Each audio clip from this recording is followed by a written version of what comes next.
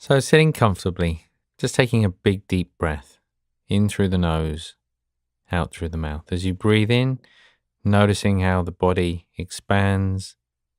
As you breathe out, just watching the body soften as you gently close the eyes.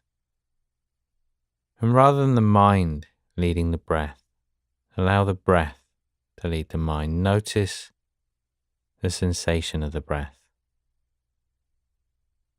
Notice it where you feel it in the body. If you need to, you can just gently place your hand on the stomach.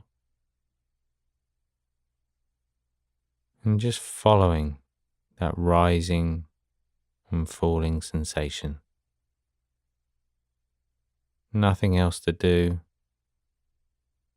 Allowing thoughts to come and go. And when you're ready, just gently opening the eyes again.